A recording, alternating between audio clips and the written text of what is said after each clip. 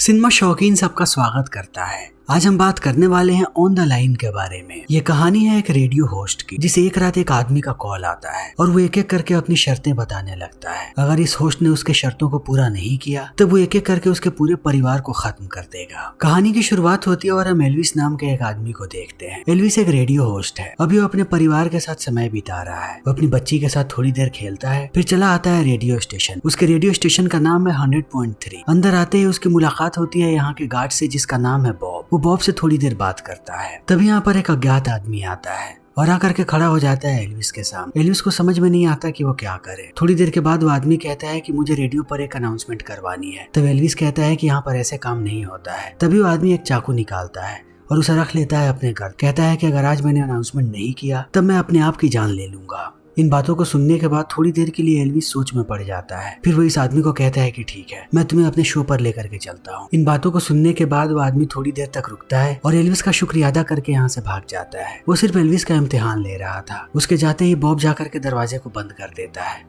और एल्विस चला आता है ऊपर आने के बाद उसकी मुलाकात होती है मैरी नाम की से, जो यहाँ की ऑपरेटर है। वो उसे पूरा शेड्यूल बताने लगती है कि आज एल्विस को बात करना है जेम्स नाम के एक आदमी से, जिसके बहुत ही ज्यादा फॉलोअर्स है। अंदर आते ही एल्विस कहता है कि दोस्तों आज मेरा बर्थडे है। तब मैरी कहती है कि अभी आपका बर्थडे 13 मिनट दूर है। एल्विस को लगता है कि आज उसके साथ सब कुछ खराब हो रहा है। उसका दिमाग ठीक से काम नहीं कर रहा। तभी यहाँ पर हम डीलन नाम के एक लड़के को देखते हैं जो एल्विस को बर्थडे विश करता है। तब एल्विस कहता है कि मेरा बर्थडे 12 मिनट के बाद। वो डीलन को नहीं पहचानता। वो पहली बार डीलन को देख रहा है। वो मैरी से पूछता है कि ये लड़का कौन है। तो मैरी कहती है कि आज ही हमारी टीम में शामिल हुआ है। तब डीलन यहाँ से निकल जाता है और एल्विस जाता है मैनेजर के पास। मैनेजर कहती है कि तुम्हारे लिए एक बैड न्यूज है। तुम्हारा शो बिल्कुल भी अच्छा परफॉर्म कर रहा, लोग इसे बिल्कुल भी नहीं सुन रहे। उसके साथ साथ हमने तुम्हारे सोशल मीडिया के प्रोफाइल्स को देखा है, तुम वहाँ पर भी एक्टिव नहीं। तुम्हारा आखिरी पोस्ट आया था 3 महीने पहले और ये बिल्कुल भी अच्छी बात नहीं है। धीरे धीरे करके तुम्हारी फॉलोइंग कम होती जा रही है। तुम्हें सोशल मीडिया पर एक्टिव रहना पड़ेगा, तभी तुम्हारा शो अच्छे से चल पाएगा। इन बातों को सुनने के बाद दोबारा एल्विस सोच में पड़ जाता है। उसे समझ में नहीं आता कि वो क्या करे। एल्विस बहुत ही ज्यादा फ्रस्ट्रेट हो जाता है और वो गुस्से में बात करता है मैनेजर से। मैनेजर कहती है कि मुझे तुमसे कोई भी दुश्मनी नहीं है, लेकिन अगर ऐसे ही चलता रहा तो मुझे इसी बात का डर है कि कहीं हमें तुम्हें रिप्लेस ना करना पड़े। एल्विस को ये बात बहुत ही ज्यादा लगती है। वो यहाँ से निकलने लगता है। तभी वो एक और होस्ट को देखता है जिसका नाम है जस्टिन। जस्टिन आर्ग्यूमेंट करने लगता है एल्विस से। जस्टिन को लगता है कि एल्विस की नजर है उसके शो पर। एल्विस कहता है कि मुझे तुम्हारे शो से कोई मतलब नहीं है, लेकिन जो टाइम स्लॉट तुम्हें मिला है वो टाइम स्लॉट बहुत अच्छा है। उस टाइम स्लॉट पे ऑडियंस ज्यादा है, तो मैं कोशिश करूंगा कि मेरा शो तुम्हारे टाइम स्लॉट पर आए। ये बात जस्टिन को बिल्कुल भी अच्छी नहीं लगी। वो यहाँ से चला जाता है। तब एल्विस जाकर के बैठ जाता है अपने टेबल पर और उसके शो की शुरुआत हो जाती है। शुरुआत में ही वो अपने ऑडियंस से इंट्रोड्यूस करता है डीलन को कि आज ही उसने ज्वाइन किया है और वो डीलन का मजाक भी बनाता है। इन बातों को सुनने के बाद डीलन गुस्सा हो जाता है। तब एल्विस कहता है कि मैं तुम्हें अभी के अभी नौकरी से निकाल रहा हूँ, यहाँ से बाहर जाओ। तब डीलन बाहर जाने लगता है। तब एल्विस हंसता है और वो डीलन को अंदर बुलाता है और अपनी ऑडियंस को कहता है कि मैं नए लड़के को बस बेवकूफ बना रहा था। फिर मैरी एक एक करके सारे कॉलर्स को मौका देने लगती है और वो कॉल्स को लाइन अप करती है। सबसे पहला कॉल आता है एमा नाम की औरत का। वो एल्विस से बात करती है और बताती है कि हाल ही में उसका तलाक हुआ है। वो अपने पति के साथ पिछले 17 साल से उनकी शादी बहुत ही अच्छी चली। तभी उसके पति को कोई और लड़की पसंद आ गई। वो उसके साथ समय बिताने लगा और एक वक्त के बाद उसने अपनी पत्नी को तलाक दे दिया। एमा को समझ में नहीं आ रहा कि उसके साथ ऐसा क्यों हुआ। तब एल्विस कहता है कि ये चीज जेलसी का कारण हो सकती है। तुमने हमेशा ही इनसिक्योर फील करवाया होगा अपने पति को, तभी उसने इस कदम को उठाया है। मैं अपने तजुर्बे से बस यही कह सकता हूँ। फिर एमा का कॉल कट जाता है और मैरी बताती है कि जेम्स आज कॉल पर नहीं आ पाएगा, कुछ टेक्निकल इश्यूज है। लेकिन इन बातों से कोई फर्क नहीं पड़ता एल्विस को। वो जेम्स के बारे में जानता भी था। वो कहता है कि अगले कॉलर्स को मौका दो। फिर मैरी अगले कॉल को कनेक्ट करती है। ये कॉल है गैरी नाम के लड़के का। जैसे ही कॉल कनेक्ट होता है, गैरी अगले कुछ सेकंड्स के लिए बिल्कुल चुप रहता है और वो लंबी लंबी सांसें लेते रहता है। फिर भी एल्विस उसे उलझा करके रखता है और बात करना शुरू कर देता है। वो पूछता है कि गैरी कैसा है। तब गैरी कहता है कि आज मैं कुछ ऐसा करने वाला हूँ जो बहुत लोगों की जिंदगी को बदल करके रख देगा। एल्विस कहता है कि क्या तुम डिटेल में बता सकते हो। तब गैरी कॉल को काट देता है और मैरी दोबारा बाकी कॉल्स को कनेक्ट करने लगती है। यहाँ पर सिर्फ एक के बाद एक कॉल आते हैं लड़कियों और वो सब एल्विस से एक ही सवाल पूछते हैं अपने रिलेशन को लेकर। एल्विस लड़कियों में बहुत ही ज्यादा प्रसिद्ध है।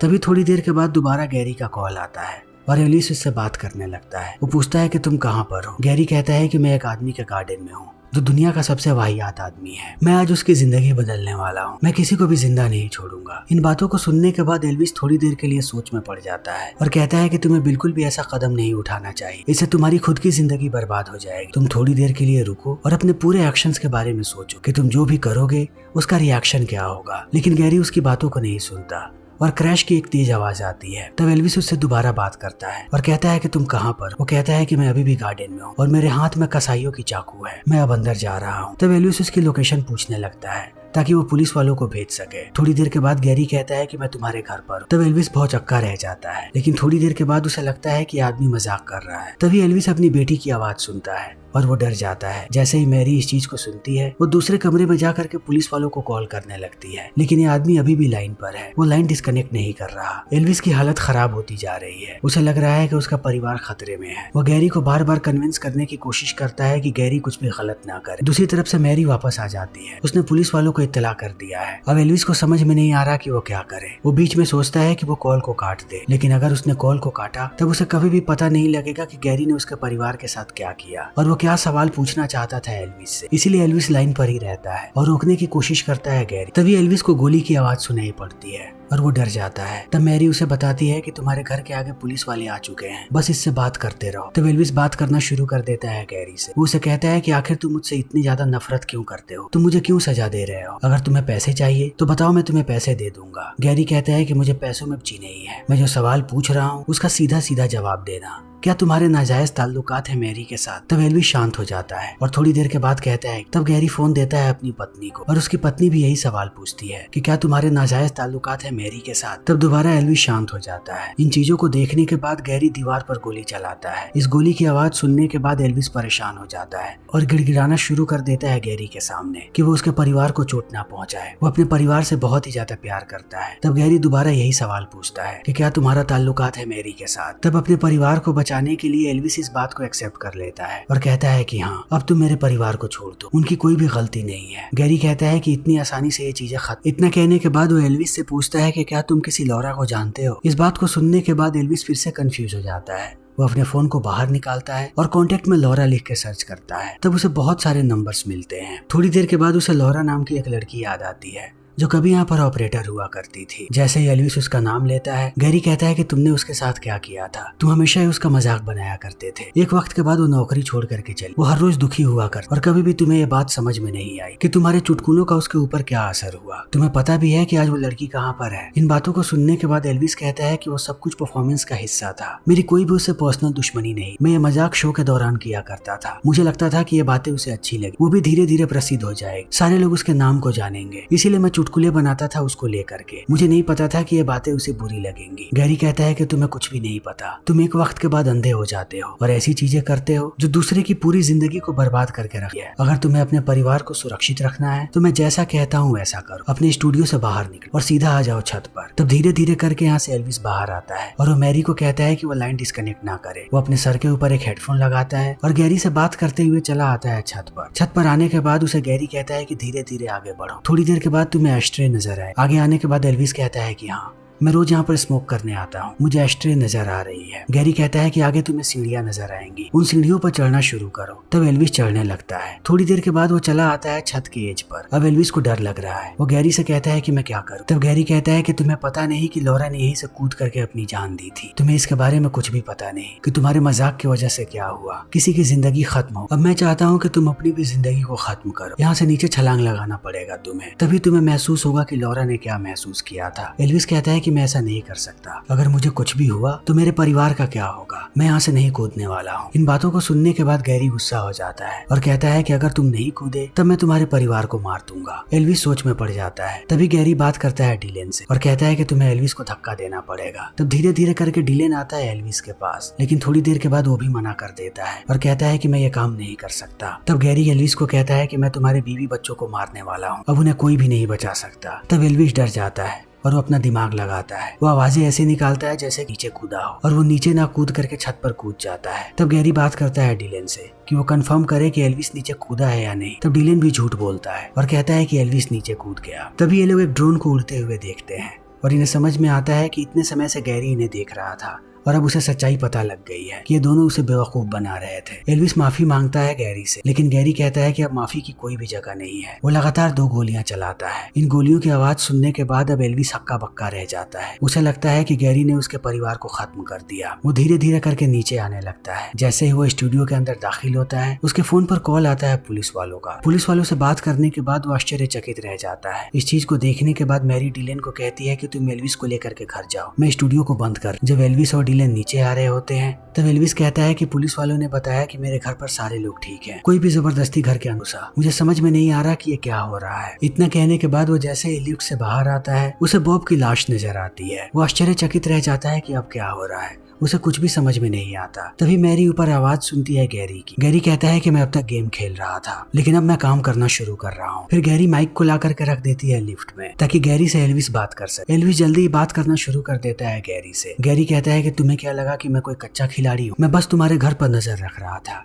अभी भी मैं चाहूँ तो तुम्हारे घर के अंदर दाखिल होकर के उन दो मार सकता हूँ। मैं देखना चाहता था कि तुम क्या कर सकते हो अपने परिवार के लिए। मुझे बस तुम्हारा कन्फेशन चाहिए था। असली खेल की शुरुआत अभी है। अगर तुम्हें भरोसा नहीं होता तो अपने सोशल मीडिया अकाउंट्स को चेक करो। जैसे ही एल्विस अकाउंट को लॉगिन करता है उसे पता लगता है कि गैरी ने पूरी बिल्डिंग में बॉम्ब लगा करके रखा है, हर एक एंट्रेंस पर। अगर ये लोग कहीं से भी भागने की कोशिश करेंगे तब सारे लोगों की मौत हो जाएगी। एल्विस बहुत ही ज्यादा डर जाता है। वो समझ जाता है कि गैरी एक साइको आदमी है। गैरी कहता है कि यहाँ से बाहर निकलने का सिर्फ एक ही रास्ता है कि तुम लोग मुझे ढूंढ निकालो। अगर तुम लोगों ने मुझे ढूंढ निकाला तब मैं सिर्फ एल्विस को मारूंगा, और अगर तुम लोग मुझे नहीं ढूंढ पाए तब मैं सबको मार दूंगा। मेरी नजर हर जगह पर है, चाहे वो एल्विस का घर हो चाहे ये बिल्डिंग, मैं कहीं भी हो सकता हूँ। अब ये तुम लोगों की जिम्मेदारी है कि मुझे ढूंढ के निकालो। इन बातों को सुनने के बाद एल्विस और भी ज्यादा परेशान हो जाता है, क्योंकि ये जिंदगी और मौत का सवाल है। ये लोग पूरे बिल्डिंग में घूमने लगते हैं ताकि गैरी को ढूंढ निकालें। जैसे ही ये लोग ऊपर जाते हैं एक आदमी हमला कर देता है। तब एल्विस उसे पकड़ता है। एल्विस देखता है कि ये टोनी है। ये यहाँ का गार्ड है जिसकी शिफ्ट 10 बजे खत्म हो जाती है। एल्विस को लगता है कि टोनी यहाँ पर चोरी करने आया था।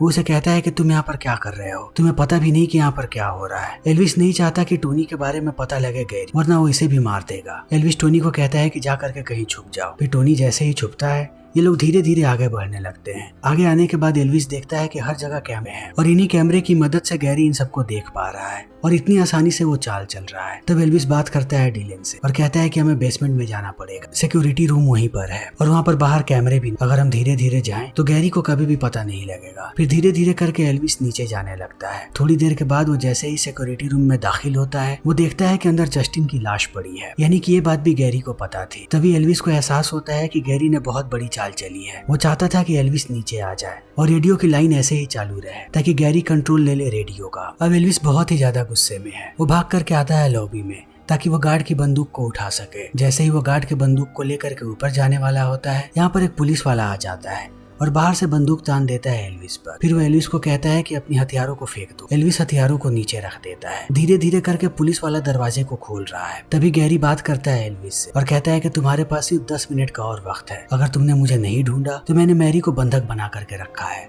मैं उसे मार दूंगा। एल्विस जानता है कि पुलिस वाला दरवाजे को इतनी आसानी से नहीं खोल पाएगा। वो डिलेन के साथ भाग करके ऊपर आने लगता है, लेकिन अब गैरी उसके साथ गेम खेल रहा है। एल्विस को एक गेम खेलना है। अगर वो गेम में जीता तभी उसे 10 मिनट का समय होगा। तब ये दोनों मिलकर के गेम खेलने लगते हैं। टैब पर जैसे ही गेम पूरा होता है गैरी कहता है कि तुम्हारे पास 10 मिनट का और वक्त है, मुझे ढूंढ सकते हो तो ढूंढ के निकालो। एल्विस जानता है कि गैरी ऊपर रेडियो स्टेशन में है, लेकिन यहाँ की बिजली जा चुकी है, इसीलिए लिफ्ट नहीं चल रहा। तब ये लोग सीढ़ियों से भागने लगते हैं और थोड़ी देर के बाद चले आते हैं एलिवेटर की तरफ और अंदर से चल करके धीरे धीरे ऊपर जा रहे हैं। थोड़ी देर के बाद जैसे ही एल्विस ऊपर आता है, ऊपर आने के बाद वो देखता है कि टोनी की लाश लटक रही है। उसे गैरी ने लटका के मार दिया है। ये मंजर बहुत ही भयानक होता है। एल्विस भागते हुए आता है रेडियो स्टेशन के अंदर, जहाँ पर उसे गैरी मिल जाता है। तब वो उसके गले पर चाकू रख देता है। गैरी कहता है कि इतना आसान नहीं है मुझे मारना, मैंने तुम्हारे बीवी बच्चों के शरीर के ऊपर बॉम्ब लगा करके रखा है, मेरे हाथ में डेटोनेटर है, मैं कभी भी दबा करके उन्हें मार सकता हूँ। तभी एल्विस के फोन पर LAPD का कॉल आता है। वो लोग बताते हैं कि वो लोग छत पर ही हैं और वो बॉम्ब को डिफ्यूज करने की कोशिश कर रहे हैं, लेकिन इतनी आसानी से बॉम्ब डिफ्यूज नहीं होगा।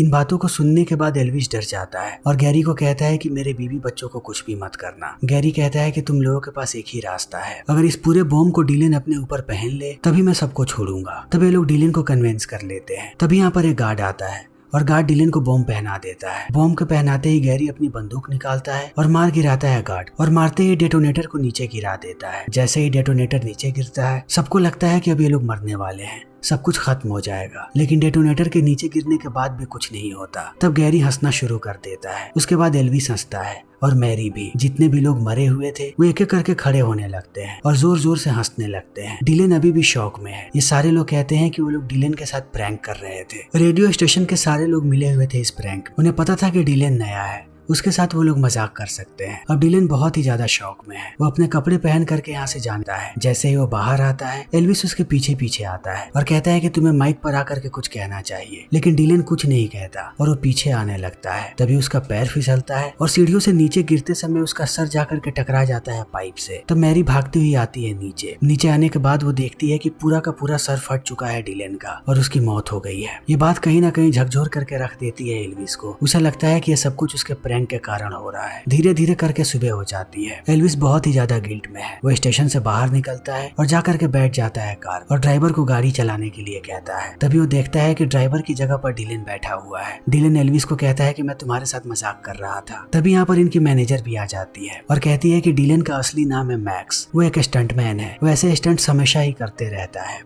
ये प्रैंक तुम नहीं कर रहे थे, प्रैंक तुम्हारे साथ हो रहा था। इसमें पूरा का पूरा रेडियो स्टेशन मिला हुआ था। हम तुम्हारे बर्थडे पे तुम्हारे साथ प्रैंक करना चाहते थे और तुम्हें देख करके लग रहा है कि तुम्हारी हालत खराब है। तब एल्विस हंसने लगता है और कहता है कि यह बहुत ही बुरा प्रैंक था। अब मेरे अगले प्रैंक के लिए तुम लोग तैयार रहना, जो बहुत ही खतरनाक वाला है। तब सारे लोग हंसने लगते हैं और इसी के साथ ये फिल्म यहीं पर खत्म हो जाती है। तो दोस्तों, हमारी आज की ये वीडियो यहीं पर खत्म है। अगर आपको हमारी ये वीडियो पसंद आई तो इसे लाइक करें, शेयर करें और चैनल को सब्सक्राइब करें।